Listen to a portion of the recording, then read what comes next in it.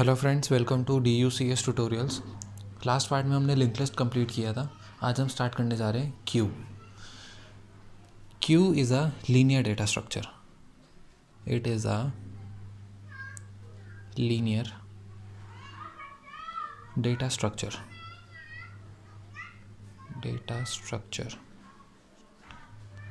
Linear data structure होता है Q. It works on the principle of FIFO. ये जिस प्रिंसिपल पे वर्क करता है उसको बोलते हैं फीफो। फीफो क्या होता है? First in first out. अभी ये क्लियरली समझ आ जाएगा फीफो होता क्या है। देखिए, मान लीजिए ये क्यू है, ये क्यू है। तो क्यू में जो इंसर्शन होता है वो होता है रियर एंड से। उसको हम बोलते हैं रियर। जैसे कि स्टैक में हम बोलते थे पुश, तो यहाँ उसको बोलते हैं रियर। और जो डिलीशन होता है वो होता है फ्रंट एंड से, जिसको हम बोलते हैं फ्रंट। और जो होता था पॉप स्टैक में। अब देखिए, मान लीजिए एलिमेंट पहले जो इंसर्ट हुआ वो है 1 2 3 4, कुछ इस तरीके से एलिमेंट्स इंसर्ट हुए हैं। तो क्यू कहता है कि जो सबसे पहले आया वो ही सबसे पहले एग्ज़िट करेगा। हमने एंट्री कुछ इस फॉर्म में करी है ना, तो सबसे पहले 1 आया था तो 1 ही पहले पॉप होगा। पहले 1 निकलेगा, फिर उसके बाद 2 निकलेगा, फिर 3 निकलेगा और फिर 4 निकलेगा। फर्स्ट इन फर्स्ट आउट, जो पहले आया वो पहले जाएगा। ये इस प्रिंसिपल पे वर्क करता है। अभी देखिए, क्यू में हम क्यू का जब हम प्रोग्राम बनाएंगे, इसका मैं पूरा प्रोग्राम बनाकर रन करके दिखाऊंगा। उससे पहले हम यहाँ पर देख लेते हैं कि ऑपरेशंस जो इसमें हम परफॉर्म करते हैं वो कैसे होंगे। देखिए, क्यू में हम एक लेते हैं फ्रंट और एक लेते हैं रियर। फ्रंट और रियर को इनिशियली हम -1 रखते हैं। -1 इंडिकेट करता है कि अभी जो हमारा क्यू है वो खाली है, क्योंकि देखो ये 0 होगा, ये 1 2 3, -1 इंडेक्स होगा यहाँ। ये इंडिकेट करता है कि अभी ये क्यू खाली है। अब देखिए, इसमें हमें सबसे पहले देखना है कि कुछ क्यू की कंडीशंस, जैसे कि क्यू फुल कब है और क्यू एम्प्टी कब है।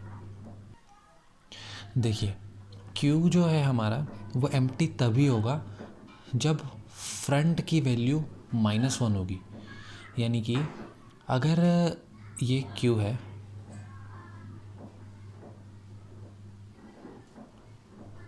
मान लीजिए क्यू है और मान लीजिए फ्रंट जो है अभी यहाँ पर है, फ्रंट इक्वल टू -1। तो देखिए, फ्रंट -1 का मतलब है कि इस एलिमेंट इसके अंदर कुछ डिलीट करने के लिए ही नहीं है। फ्रंट हमारा डिलीट करता है, पॉप करता है। तो जब डिलीट करने के लिए ही कुछ नहीं है, फ्रंट इंडिकेट कर रहा है कि फ्रंट इक्वल टू -1, यानी डिलीट करने के लिए कोई एलिमेंट ही नहीं है। तो इसका मतलब ये कंडीशन होगी एम्प्टी की। तो हम इसमें क्या लिखेंगे? इफ़ फ्रंट इक्वल टू -1, तो प्रिंट कर देंगे हम अंडरफ्लो। अंडरफ्लो कंडीशन हमने वहाँ भी देखी थी स्टैक में। अंडरफ्लो मतलब कि एम्प्टी है, क्यू इज़ एम्प्टी। अभी देखते हैं कि क्यू फुल होगा तो क्या सिचुएशन होगी। ये देखिए, ये हमारा एक क्यू है।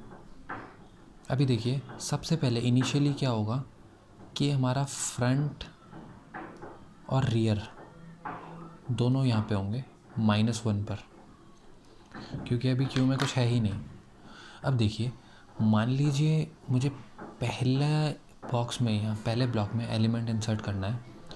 तो ये क्यू का रूल है कि सबसे पहले आप रियर की वैल्यू बढ़ाओगे। पहले रियर -1 है तो रियर को सबसे पहले यहाँ पे लाना पड़ेगा 0 पर, तब जाकर आप उसमें एलिमेंट इंसर्ट कर सकते हो। और पहला एलिमेंट इंसर्ट करने के बाद आपको फ्रंट की वैल्यू भी बढ़ानी पड़ेगी, फ्रंट भी 0 पर लाना पड़ेगा। ये लाइन इम्पॉर्टेंट है कि सबसे पहले रियर की वैल्यू बढ़ाई जाती है, फिर उसमें इंसर्ट होता है, और पहला एलिमेंट इंसर्ट करने के बाद फ्रंट की वैल्यू भी आगे बढ़ा दी जाती है।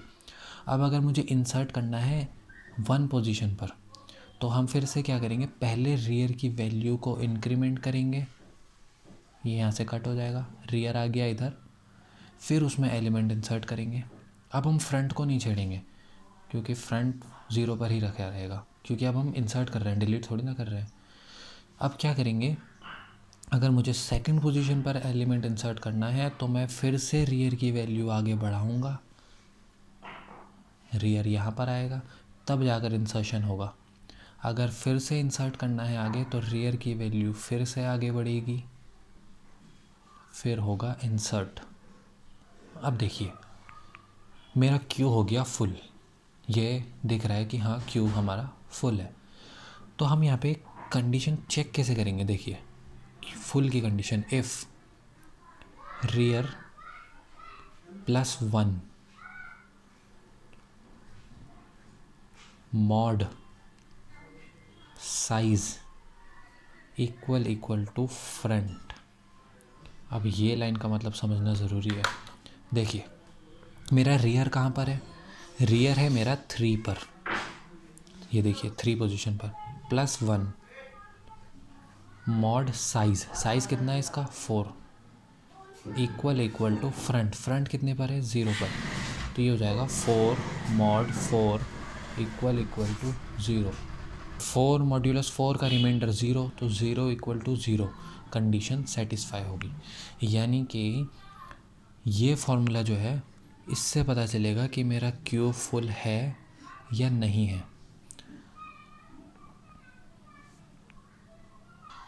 अभी इसी का एक और एग्जांपल देखते हैं, ये वाला, कि मान लीजिए यहाँ पे मैंने ये एलिमेंट, फर्स्ट एलिमेंट जो था 0 वाला, 0 1 2 3, मान लीजिए 0 वाला एलिमेंट मैंने डिलीट कर दिया। तो हमेशा याद रखना, जब भी कोई एलिमेंट डिलीट होता है तो फ्रंट की वैल्यू हमें एक आगे कर देनी होती है, तो फ्रंट अब आ जाएगा फर्स्ट पोजीशन पे। अब मान लीजिए कि रियर जो है यहाँ पे, अभी देखिए ये क्यू जो है सर्कुलर क्यू टाइप है, सर्कुलर, तो मान लीजिए कि रियर जो है मैं यहाँ पे ले आया रियर, और मैंने एलिमेंट इंसर्ट कर दिया 50। ये रियर यहाँ आया कैसे, ये मैं आगे क्लियर करूँगा, आगे आपको सब क्लियर हो जाएगा। लेकिन मान लीजिए अभी फ्रंट यहाँ पर है और रियर यहाँ पर है, तो इस फॉर्मूले से क्या होगा, रियर +1, यानी रियर 1 है, +1 मॉड 4 इक्वल टू फ्रंट कितना है 1, तो 2 मॉड, सॉरी रियर यहाँ पे 0 है, 0 +1 यानी कि 1 मॉड 4 इक्वल टू 1, 1 मॉड 4 1 ही होता है, 1 इक्वल टू 1, यानी कि हाँ ये फुल है। ये यहाँ पर रियर आया कैसे, ये आगे मैं क्लियर कर दूँगा और बस आप ये याद रखिए कि चाहे सर्कुलर क्यू ही क्यों ना हो, ये सर्कुलर क्यू ही तो है, रियर यहाँ से यहाँ फिर से फर्स्ट पोजीशन पर आ गया, लेकिन फुल की कंडीशन इसी से बनेगी। अब देखिए हमने यहाँ एम्प्टी कंडीशन का चेक कर लिया और फुल कंडीशन का चेक कर लिया।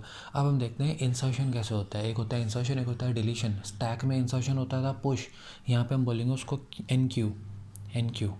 अब देखिए एन क्यू में इंसर्ट करने के लिए सबसे पहले तो मैंने चेक कर लिया कि कहीं हमारा क्यू फुल तो नहीं है, क्योंकि अगर वो फुल हुआ तो इंसर्शन पॉसिबल ही नहीं है।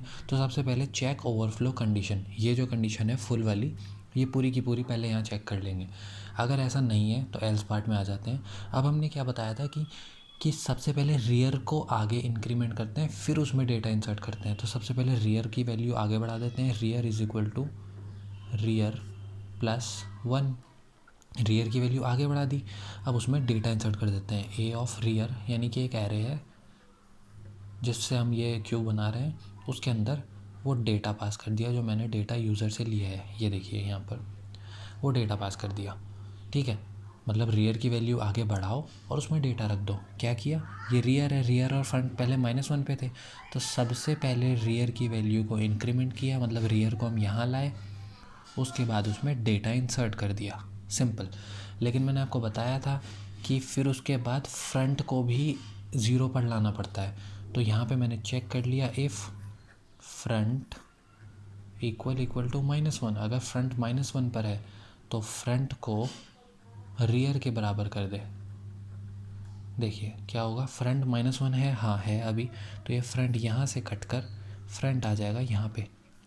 अब इंसर्शन में हम फ्रंट को और नहीं चेंज करेंगे, बस एक बार चेंज करना होता है। अब देखिए, मान लीजिए मुझे सेकंड पोजीशन पर एलिमेंट करवाना है, तो रियर की वैल्यू पहले आगे बढ़ेगी, ये आया रियर पहले आगे, उसके बाद उसमें एलिमेंट इंसर्ट हुआ। अब अगर नेक्स्ट पोजीशन पे करना है तो रियर पहले आएगा आगे, फिर एलिमेंट इंसर्ट होगा, फिर इंसर्शन करना है तो रियर पहले आएगा आगे, उसके बाद इंसर्शन हो जाएगा। हम यही तो कर रहे हैं, रियर पहले आगे आया फिर इंसर्ट हुआ, 2 स्टेप कर दिया हमने। लेकिन एक बात याद रखिएगा, यहाँ पे थोड़ा सा चेंज करते हैं, रियर +1 मॉड साइज़ लिखा जाता है यहाँ पर। अब ये मॉड साइज़ का क्या मतलब है, देखिए इसका समझाते हैं। मान लीजिए कि आपका पहला एलिमेंट डिलीट हो चुका है, मान लीजिए ये डिलीट हो गया है, अभी ये हमारा फर्स्ट एलिमेंट हो गया डिलीट।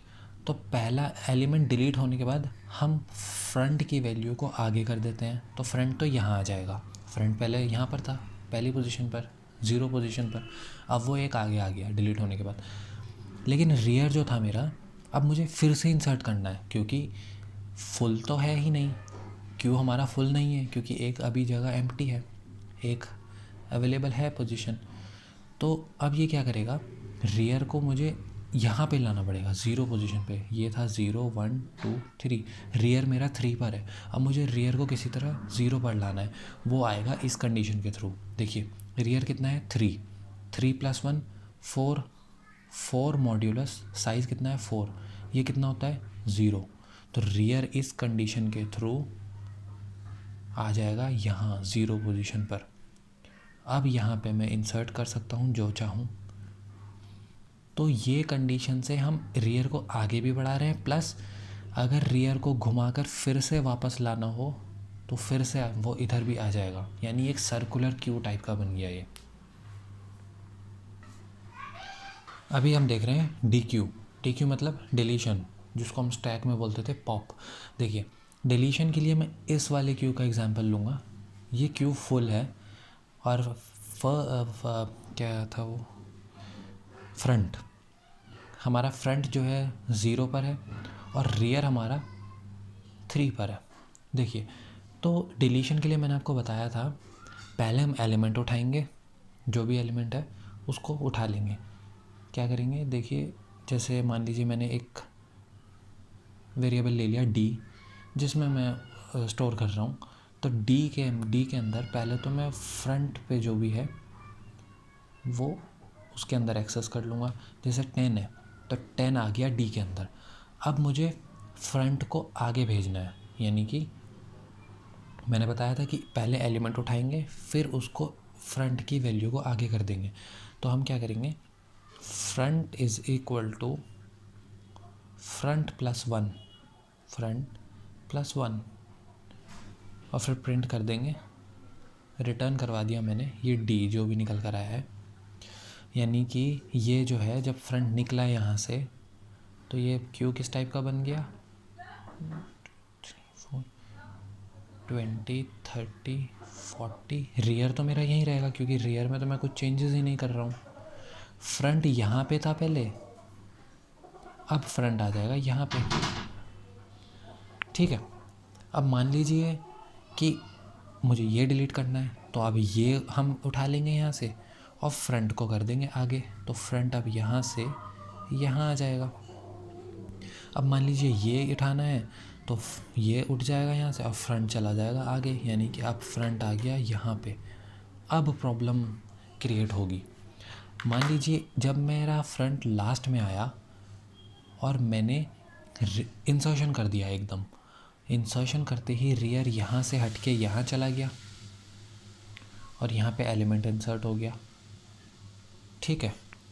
अब मानिए कि मुझे अब इसको डिलीट करना है, तो फ्रंट +1 करूँगा तो वो तो आगे नहीं जाएगा, जबकि मुझे जाना है किसी भी तरह इस पोजीशन पर। तो मैं यहाँ क्या करूँगा, फ्रंट +1 की जगह फ्रंट +1 मॉड साइज़ कर दूँगा। इससे क्या होगा, अभी फ्रंट है 3 पर तो 3 + 1 हो जाएगा 4, 4 मॉड्यूलो साइज़ कितना है 4, वो बराबर होता है 0 के। तो फ्रंट यहाँ से कट कर अब आ जाएगा यहाँ,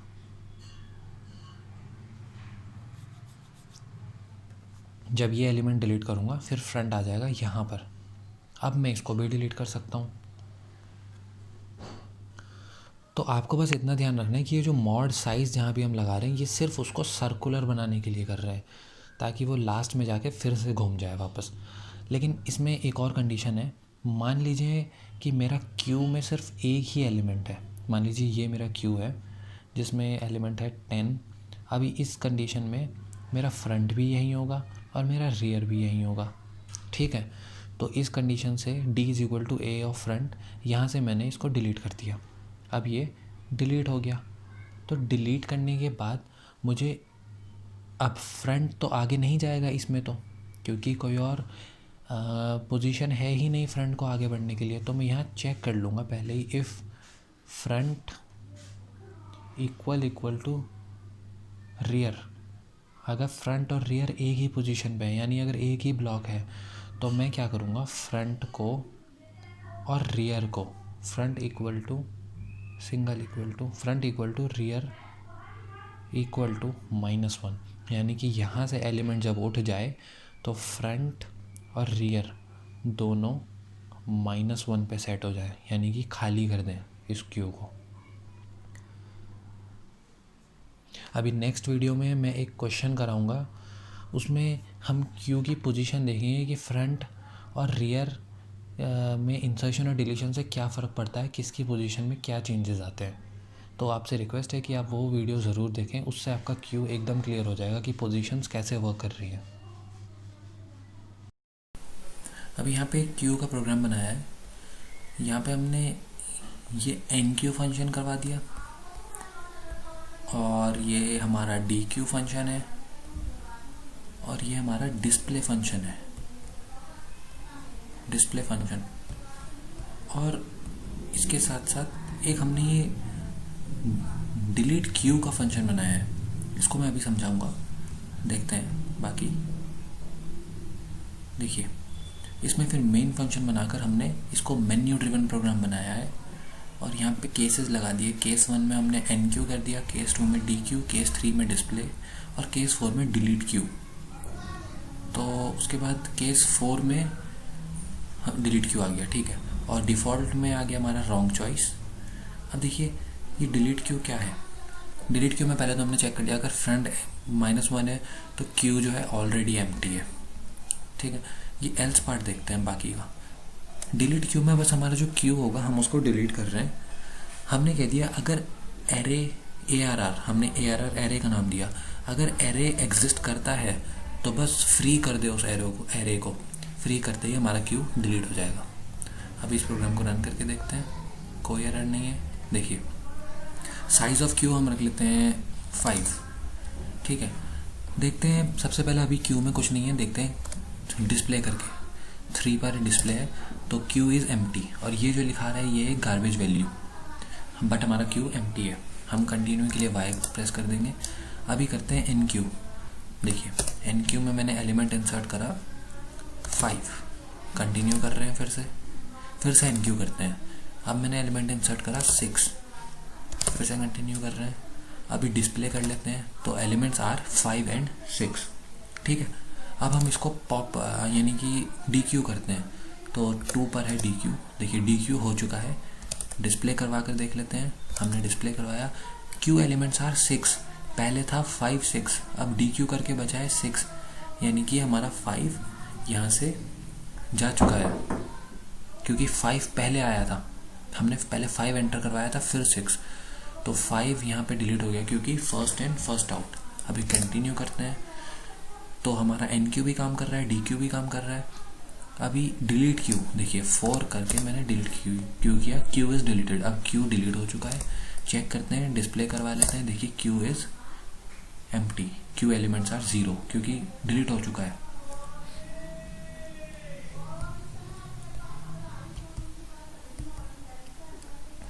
तो ये प्रोग्राम आप एक बार क्लियरली देख लीजिए, इसमें कोई प्रॉब्लम नहीं है।